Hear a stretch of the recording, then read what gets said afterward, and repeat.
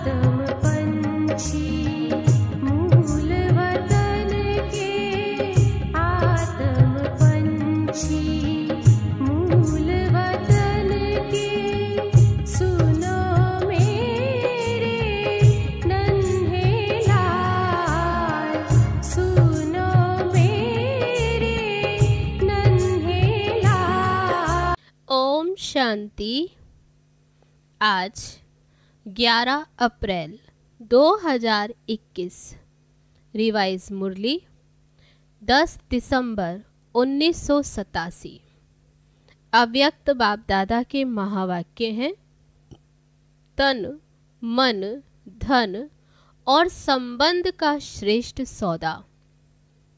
आज सर्व खजानों के सागर रत्नागर बाप अपने बच्चों को देख मुस्कुरा रहे हैं कि सर्व खजानों के रत्नागर बाप के सौदागर बच्चे अर्थात सौदा करने वाले कौन हैं और किससे सौदा किया है।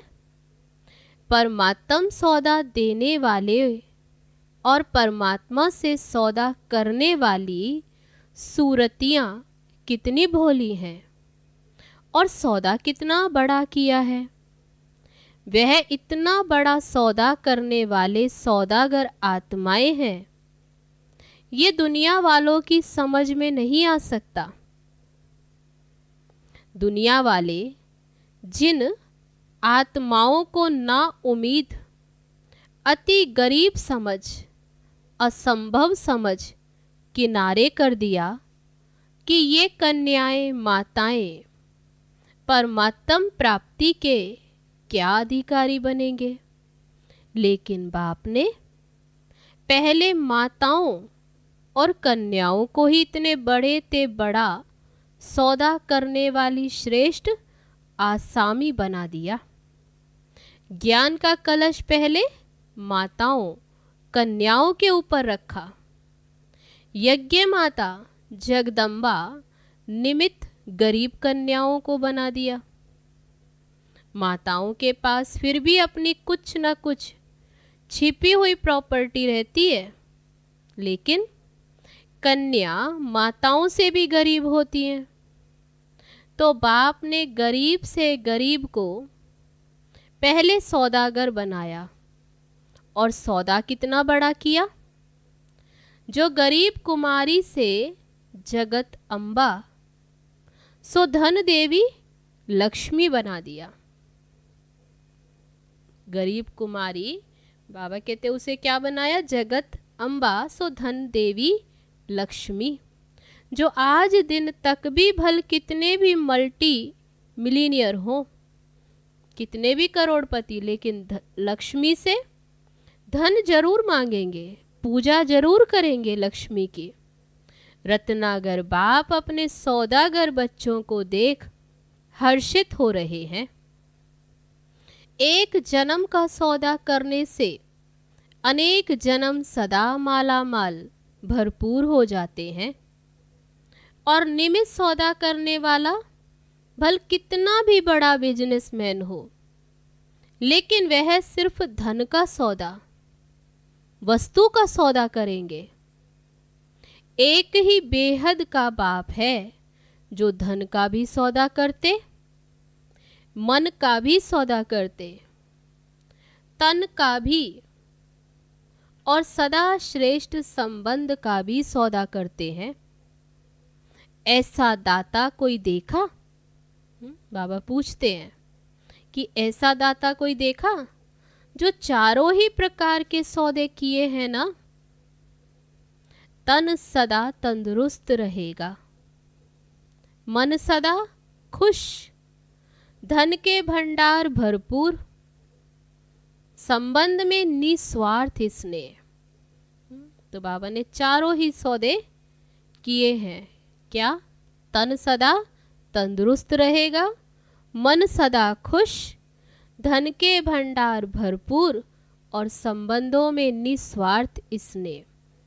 और गारंटी है, आजकल भी जो मूल्यवान वस्तु होती उसकी गारंटी देते हैं। तब बाबा आगे क्या गारंटी देते? वे दुनिया में कोई मूल्यवान वस्तु होती, गारंटी देते 5 वर्ष 10 वर्ष की गारंटी देंगे और क्या करेंगे। लेकिन रत्नागर बाप कितने समय की गारंटी देते हैं? अनेक जन्मों की गारंटी देते हैं। चारों ही सौदों में एक की भी कमी नहीं हो सकती, चाहे प्रजा की प्रजा भी बने, लेकिन उनको भी लास्ट जन्म तक अर्थात त्रेता के अंत तक भी ये चारों ही बातें प्राप्त होंगी। ऐसा सौदा कब किया? बाबा पूछते, अब तो किया है ना ये सौदा? पक्का सौदा किया है या कच्चा? परमात्मा से कितना सस्ता सौदा किया। क्या दिया? कोई काम की चीज दी? बाबा पूछते हैं, क्या दिया? फॉरेनर्स बाप दादा के पास सदैव दिल बनाकर भेज देते हैं, हार्ट। पत्र भी दिल के चित्र के अंदर लिखेंगे, गिफ्ट भी दिल की भेजेंगे। तो दिल दिया ना, लेकिन कौन सी दिल दी? एक दिल के कितने टुकड़े हुए पड़े थे? तब दुनिया में संबंधों में कहाँ कहाँ दिल बटी हुई थी। माँ बाप चाचा मामा, कितनी लंबी लिस्ट। अगर संबंध की लिस्ट निकालो कलयुग में तो कितनी लंबी लिस्ट होगी। एक संबंध में दिल दे दिया, दूसरा वस्तुओं में भी दिल दे दी, तो दिल लगाने वाली वस्तुएं कितनी हैं, व्यक्ति कितने हैं? सब में दिल लगा के दिल ही टुकड़ा टुकड़ा कर दिया। बाप ने अनेक टुकड़े वाली दिल को एक तरफ जोड़ लिया। जो जगह जगह बटी हुई थी संबंधों में वस्तुओं में, बाबा ने क्या किया? वो टुकड़े टुकड़े वाली दिल को एक तरफ जोड़ लिया। तो दिया क्या और लिया क्या? और सौदा करने की विधि कितनी सहज, सेकंड का सौदा है ना। बाबा शब्द ही विधि है। ये सौदा जिसमें बाबा शब्द ही विधि है, एक शब्द की विधि, इसमें कितना समय लगता है? बाबा पूछते, सिर्फ दिल से कहो बाबा तो सेकंड में सौदा हो गया। कितनी सहज विधि, इतना सस्ता सौदा सिवाय इस संगम युग के और किसी भी युग में नहीं कर सकते। तब बाबा ने क्या कहा कि इतना सस्ता सौदा सिर्फ संगम युग पर। तो सौदागरों की सूरत मूरत देख रहे थे। दुनिया के अंतर में कितने भोले भाले हैं। बाबा अपने बच्चों को देख रहे हैं कि दुनिया के हिसाब से ये सौदागर कितने भोले भाले, लेकिन कमाल तो इन भोले भालों ने किया है। सौदा करने में भी होशियार निकले ना। आज के बड़े बड़े नामी ग्रामी धनवान धन कमाने के बजाय धन को संभालने की उलझन में पड़े हुए हैं। उसी उलझन में बाप को पहचानने की भी फुर्सत नहीं है। वे इतना उलझन में पड़े हैं जो उस उलझन में वे बाप को पहचानने की भी उनके पास फुर्सत नहीं। अपने को बचाने में, धन को बचाने में ही समय चला जाता। अगर बादशाह भी है तो फिक्र वाले बादशाह हैं, क्योंकि फिर भी काला धन है ना, इसलिए फिक्र वाले बादशाह हैं। और आप बाहर से बिन कौड़ी हो। तो बाबा कहते आप बाहर से बिन कौड़ी हो लेकिन बेफिक्र बादशाह हो। बेगर होते भी बादशाह। शुरू शुरू में साइन क्या करते थे? बेगर टू प्रिंस। अभी भी बादशाह और भविष्य में भी बादशाह। आजकल के जो नंबर 1 धनवान आसामी हैं, उनके सामने आपके त्रेता अंत वाली प्रजा भी ज्यादा धनवान होगी। आजकल की संख्या के हिसाब से सोचो, धन तो वही होगा, और ही दबा हुआ धन भी निकलेगा। तो जितनी बड़ी संख्या उसी प्रमाण धन बटा हुआ है, और वहां संख्या कितनी होगी उसी हिसाब से देखो तो कितना धन होगा। प्रजा को भी अप्राप्त कोई वस्तु नहीं, तो बादशाह हुए ना। बादशाह का अर्थ ये नहीं कि तख्त पर बैठे। बाबा ने कहा बादशाह अर्थात भरपूर, कोई अप्राप्ति नहीं, कोई कमी नहीं। तो ऐसा सौदा कर लिया है या कर रहे हो? बाबा पूछते हैं ऐसा सौदा कर लिया है या कर रहे हो, व अभी सोच रहे हो? कभी कोई बड़ी चीज सस्ती और सहज मिल जाती है तो भी उलझन में पड़ जाते हैं कि पता नहीं ठीक है व नहीं। ऐसी उलझन में तो नहीं हो ना, क्योंकि भक्ति मार्ग वालों ने सहज को इतना मुश्किल कर और चक्र में डाल दिया। जो आप भी बाप को उसी रूप से ढूंढते रहते, छोटी बात को बड़ी बात बना दी, इसलिए उलझन में पड़े। ऊंचते ऊंचा भगवान, उनसे मिलने की विधियां भी लंबी चौड़ी बता दी। तो बाबा कहते भक्ति मार्ग में कितनी बड़ी बड़ी विधि बता दी। उसी चक्र में भक्त आत्माएं सोच में ही पड़ी हुई हैं। भगवान भक्ति का फल देने भी आ गए, लेकिन भक्त आत्माएं उलझन के कारण पत्ते पत्ते को पानी देने में ही बिजी हैं। कितना भी आप संदेश देते हो तो क्या कहते हैं, इतना ऊंचा भगवान ऐसे सहज आए ये हो ही नहीं सकता। इसलिए बाप मुस्कुरा रहे थे कि आजकल के चाहे भक्ति के नामी ग्रामी, चाहे धन के नामी ग्रामी, चाहे किसी भी ऑक्यूपेशन के नामी ग्रामी अपने ही कार्य में बिजी हैं, लेकिन आप साधारण आत्माओं ने बाप से सौदा कर लिया। पांडवों ने पक्का सौदा कर लिया ना। डबल फॉरेनर्स सौदा करने में होशियार हैं। सौदा तो सबने किया। तब बाबा कहते सौदा तो सबने किया, लेकिन सब बात में नंबर वार होते हैं। बाप ने तो सभी को एक जैसे सर्व खजाने दिए, क्योंकि अखुट सागर है। बाप को देने में नंबर वार देने की आवश्यकता ही नहीं, क्योंकि उसके तो खजाने अखुट हैं। लेकिन बाबा कहते लेने में नंबर वार। जैसे आजकल की विनाशकारी आत्माएं कहती हैं कि विनाश की इतनी सामग्री तैयार की है, जो ऐसी कई दुनियाएं विनाश हो सकती हैं। बाप भी कहते हैं बाप के पास भी इतना खजाना है, जो सारे विश्व की आत्माएं आप जैसे समझदार बन सौदा कर ले तो भी खजाना अखुट है। जितनी आप ब्राह्मणों की संख्या है उससे और पदम गुणा भी आ जाए तो भी ले सकते हैं।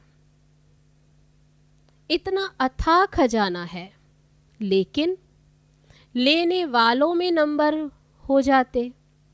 खुले दिल से सौदा करने वाले हिम्मतवान थोड़े ही निकलते हैं। तब बाबा ने कहा कि खजाना तो अथाह है, लेकिन खुले दिल से सौदा करने वाले हिम्मतवान थोड़े ही निकलते हैं।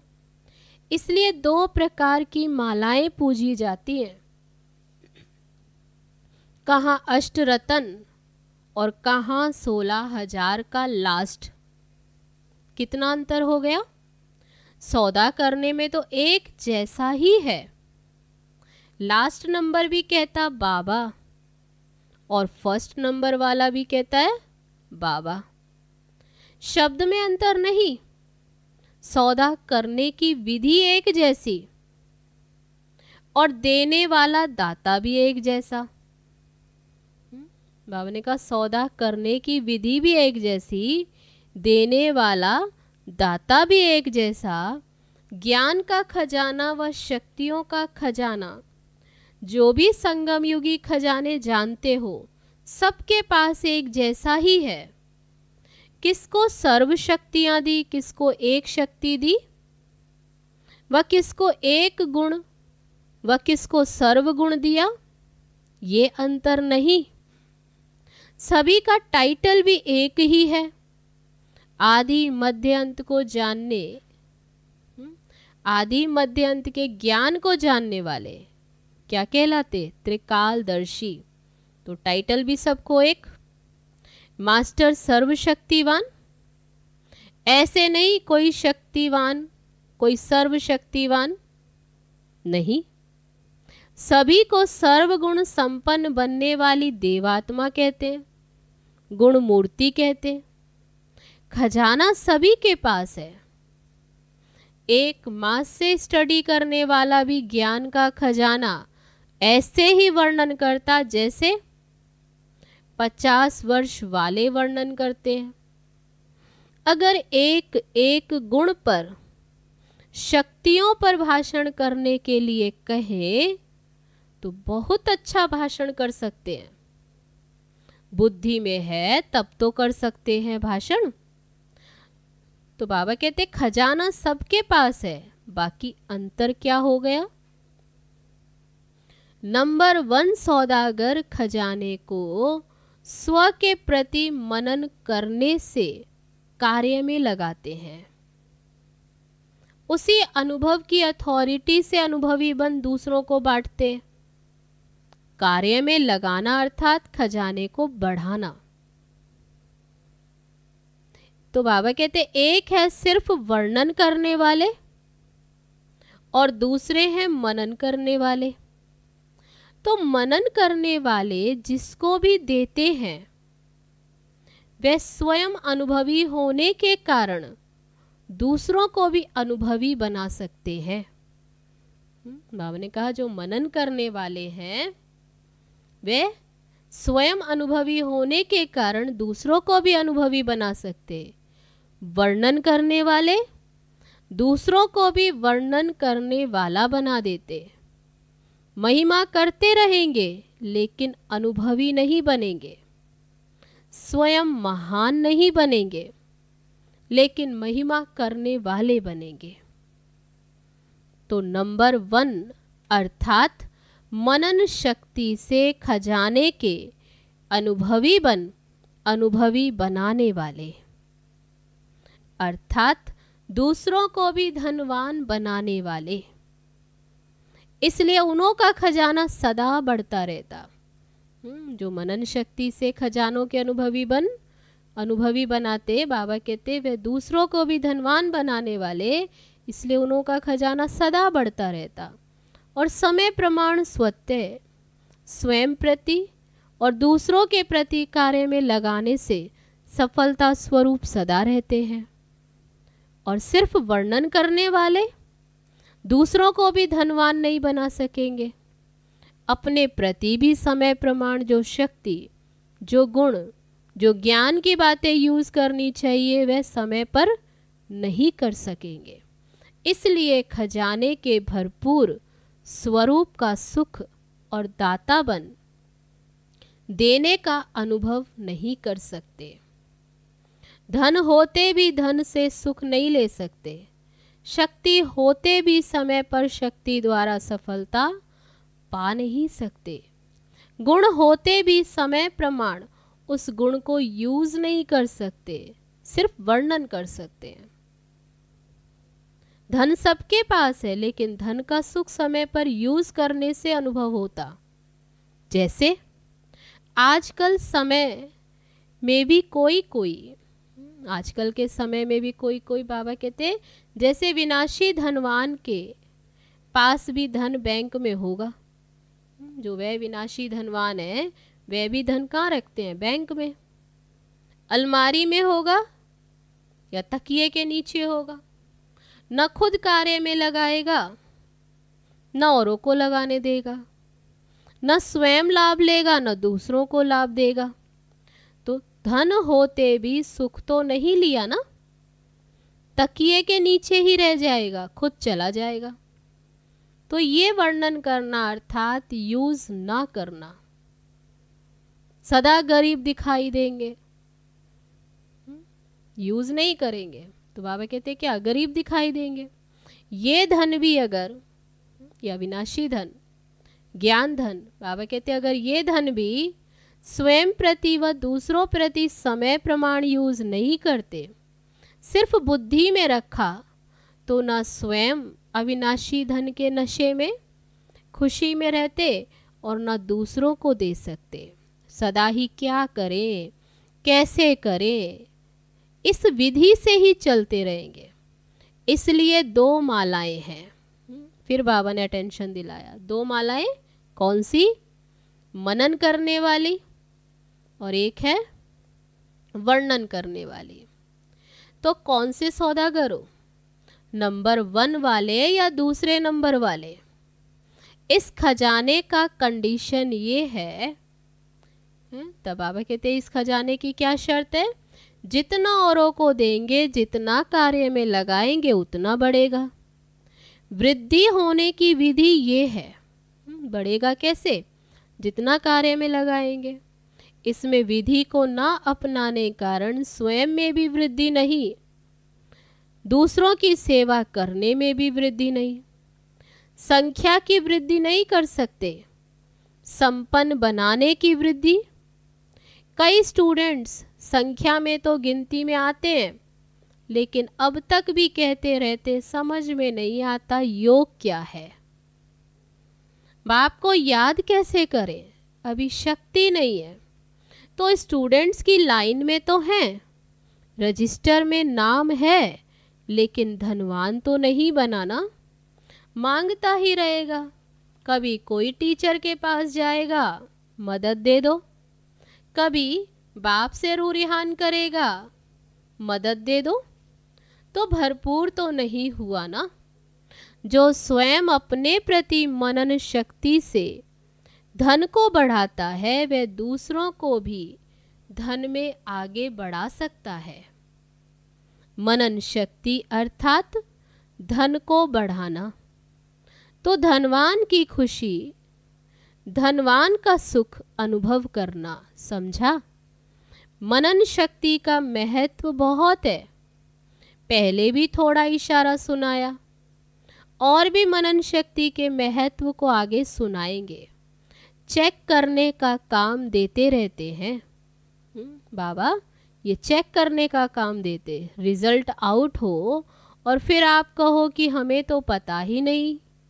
ये बात तो बाप दादा ने कही नहीं थी, इसलिए रोज सुनाते रहते हैं। चेक करना अर्थात चेंज करना। अच्छा, सर्वश्रेष्ठ सौदागर आत्माओं को, सदा सर्व खजानों को समय प्रमाण कार्य में लगाने वाले महान विशाल बुद्धिवान बच्चों को, सदा स्वयं को और सर्व को संपन्न अनुभव कर अनुभवी बनाने वाले, अनुभव की अथॉरिटी वाले बच्चों को ऑलमाइटी अथॉरिटी बाप दादा का याद प्यार और नमस्ते। हम रूहानी बच्चों की रूहानी बाप दादा को नमस्ते नमस्ते, ओम शांति। अब है ईस्टर्न जॉन के भाई बहनों से बाप दादा की मुलाकात। ईस्ट से सूर्य उदय होता है ना, तो ईस्टर्न जॉन अर्थात सदा ज्ञान सूर्य उदय है ही। ईस्टर्न वाले अर्थात सदा ज्ञान सूर्य के प्रकाश द्वारा हर आत्मा को रोशनी में लाने वाले, अंधकार समाप्त करने वाले। सूर्य का काम है अंधकार को खत्म करना। तो आप सब मास्टर ज्ञान सूर्य अर्थात चारों ओर का अज्ञान समाप्त करने वाले हो ना। सभी इसी सेवा में बिजी रहते हो या अपनी व प्रवृत्ति की परिस्थितियों के झंझट में फंसे रहते हो। सूर्य का काम है रोशनी देने के कार्य में बिजी रहना, चाहे प्रवृत्ति में, चाहे कोई भी व्यवहार में हो, चाहे कोई भी परिस्थिति सामने आए, लेकिन सूर्य रोशनी देने के कार्य के बिना रह नहीं सकता। तो ऐसे मास्टर ज्ञान सूर्य हो या कभी उलझन में आ जाते हो? बाबा पूछते हैं, पहला कर्तव्य है ज्ञान की रोशनी देना। जब ये स्मृति में रहता है कि परमार्थ द्वारा व्यवहार और परिवार दोनों को श्रेष्ठ बनाना है, तब ये सेवा स्वतः होती। जहाँ परमार्थ है वहाँ व्यवहार सिद्ध व सहज हो जाता है, और परमार्थ की भावना से परिवार में भी सच्चा प्यार, एकता स्वतः ही आ जाती है। तो परिवार भी श्रेष्ठ और व्यवहार भी श्रेष्ठ। परमार्थ व्यवहार से किनारा नहीं कराता, और ही परमार्थ कार्य में बिजी रहने से परिवार और व्यवहार में सहारा मिल जाता है। तो बाबा कहते परमार्थ में सदा आगे बढ़ते चलो। नेपाल वालों की निशानी में भी सूर्य दिखाते हैं ना। जैसे राजाओं में सूर्यवंशी राजाएं प्रसिद्ध हैं, श्रेष्ठ माने जाते हैं, तो आप भी मास्टर ज्ञान सूर्य सबको रोशनी देने वाले हो। अच्छा, अब है आज का वरदान। संगम युग पर हर कर्म कला के रूप में करने वाले 16 कला संपन्न भव। संगम युग विशेष कर्म रूपी कला दिखाने का युग है।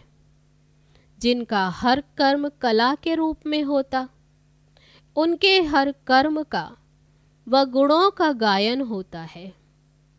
16 कला संपन्न अर्थात हर चलन संपूर्ण कला के रूप में दिखाई दे। यही संपूर्ण स्टेज की निशानी है। जैसे साकार के बोलने, चलने सभी में विशेषता देखी, तो ये कला हुई। उठने बैठने की कला, देखने की कला, चलने की कला थी। सभी में न्यारापन और विशेषता थी। तो ऐसे फॉलो फादर कर 16 कला संपन्न बनो। अब है आज का स्लोगन। पावरफुल वह है जो फौरन परख कर फैसला कर दे। अच्छा, ओम शांति।